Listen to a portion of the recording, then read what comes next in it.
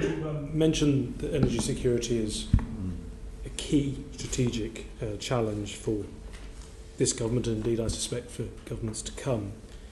You also mentioned the Qataris with liquid natural gas, and Norwegians providing about 70% of our oil and gas, I think, at the moment. The International Energy Agency, I see, concluded that about $26 trillion investment required by the world to avert the energy shock that you've just alluded to.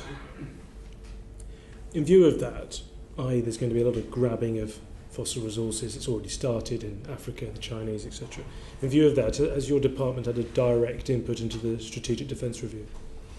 Yes, I'm on the National Security Council, which is the principal cabinet committee dealing with the Defence Review, and we are very explicitly looking at non-defence elements of our national security as well as the defence elements, and we are very explicitly looking at ways in which we might reduce the risks which this nation faces in terms of threats, whether it's on energy security or other matters. So yes, indeed we are. And is that specifically with regards to the Navy in view of the Somali piracy problem, LNG tankers, etc., or is that something that you've brought up?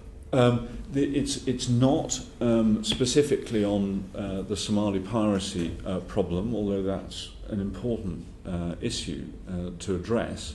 I was thinking really more of the fact that a very important part of our national security, it seems to me, is our ability to access the energy we need physically, but also to access the energy we need at reasonably predictable and stable prices.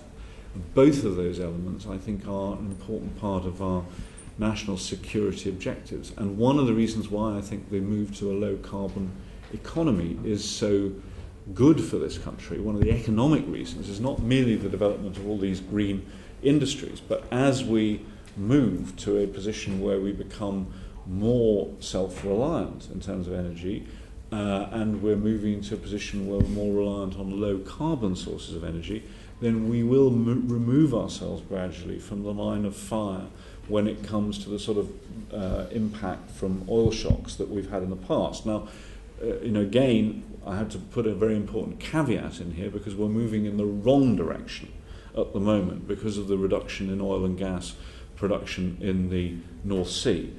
So overall, the figure I have in my head is I think we were 27% energy dependent on imports for the last available year, and that's projected to rise to between 45 and 55% over the next 10 years, I think.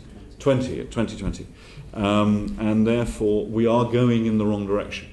But in the longer view, in terms of our objectives for a low-carbon economy and the transition to a low-carbon economy, I think we can reverse that. And as we reverse that trend, I think that we will, again, find real advantages in being secure not just physically in our energy supplies, but also being secure in terms of price stability. And that's really important for businesses that have nothing to do with green industries, because if you're in the construction business, for example, it's very telling that a lot of the repossessions in houses in the US recently were in part because of high energy bills. So there's a real vulnerability for all sorts of businesses which have nothing to do with the green area, but which actually does impact more widely on the economy. So this is an important part of our national security. And in that desire to become as self-reliant as possible, does your department have the use of a position on the use of thorium in the energy mix? Yes. I don't think we've actually taken a very formal position so far on thorium. Jonathan, do you want to? I don't think we have. I think we'll come back with a note. I say that. There was a very interesting article over the summer in the Telegraph, and there's a quote I remember reading which says, "We've shown little appetite in this country," and quote, "It's too much of a huge paradigm shift to a new technology." Yes. Which I think, in view of the current state of play in the energy market, it strikes me. I don't know whether that was a UK agency or whether the source of that quote is from somebody in your department. I don't know. And it was suggested that one of the reasons was when the European Organisation for Nuclear Research went to the European Commission, that, dare I say it, the French saw it off at the pass because they have a vested interest, because they know a lot about the old technology. I mean, you mentioned that they've cornered the market. Yeah. I mean, in view of the fact that we're all we all seek a niche for Britain economically. Yeah. It does strike me that sort of leapfrogging the French, excuse the pun, Yeah. would be a good idea. Yeah. Well, I'll certainly come back to you with a note on thorium. I have a hazy memory of the article, but I seem to remember the Indians are doing. Yeah, I mean, well, the Norwegians at Acre have purchased the fuel cycle. Right. Because they have a lot of thorium. Yeah. But so do we. We have quite a bit of thorium apparently in Cornwall. And it would, in view of the fact a lot that of there hot is, rocks in Cornwall. Yeah, in view of the fact that there's little nuclear wastage, and we've already had lengthy conversations, and I've got a sense that that's a concern that you have, and that's one of the reasons that you're perhaps not as enthusiastic about nuclear power in the future, long term. Certainly been reported in the past, is because of the problem with nuclear waste, which I would agree with. In view of that, in fact, the thorium doesn't. It just strikes me that's something which maybe we should pursue. Yeah. I mean, I have, not just on the thorium thing, but I did actually ask our excellent chief scientist, Professor David Mackay, who I hope you have a chance to interview as well, about the prospects for fusion, which of course has always been held out as you know, the great answer on nuclear, which doesn't generate waste. And you know, the advice is it's 40 years away. And it has been 40 years away for 40 years. You know, But that may be because we haven't taken the leap. I mean, you talk the issue with regards to, I mean, we talk about 2050 as if it's around the corner when it comes to hitting targets. That's 40 years away. Yeah. And I just, you know, I know money's tight, but this is an opportunity, possibly, to step on. We will certainly look at it, and we'll come back to you with a note on thorium. Regulation of deep water drilling. You mentioned the Norwegians. My understanding is that it's more government-led in terms of the regulatory framework for oil and gas exploration in Norway than here, where it is more industry-led.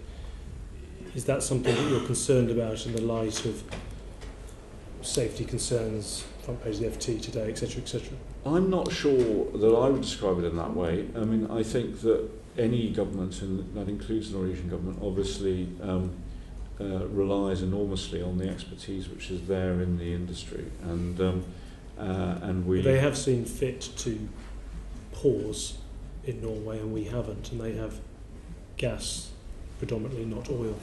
Well, I don't want to sort of get my Norwegian counterpart into trouble, but the reality is that they have not paused the drilling that's actually going on. So anything that's been licensed in deep water on the Norwegian shelf is continuing, and their licensing round is actually not yet underway. So although they can say that they're not awarding any new licenses for the time being, they weren't going to anyway. I don't think there's, in reality, much difference between the approach that my Norwegian counterparts and we are taking. I think we are both very concerned to make sure that the regulatory regime is absolutely state-of-the-art. We are not complacent, because we must learn the lessons of Gulf of Mexico, but I think officials are very seized of that, and we will go on making sure that we do deliver. And just one final question. The management of oil spills, are we satisfied, is your department satisfied about the regime in terms of what is acceptable to use in terms of techniques, procedures to manage an oil spill of that size, say in west of Shetland? We are looking, reviewing exactly what we've previously had in place there, and we have also asked the industry to look at the arrangements that have been put in place. And we will be looking at that and making sure that it is absolutely, again, state of the art. I think that, you know, on a first inspection. I think that I'm sure we can learn more lessons from what's actually happened in the Gulf of Mexico, and we have to remember in some ways that clearly the North Sea is a much more hostile environment. We're not more hostile than the Gulf of Mexico in hurricane season, but certainly more hostile than the Gulf of Mexico outside the hurricane season. So we do have other particular challenges which we have to make sure we're meeting, and we're determined that we will do that. We're very much aware of that issue and are reviewing it actively.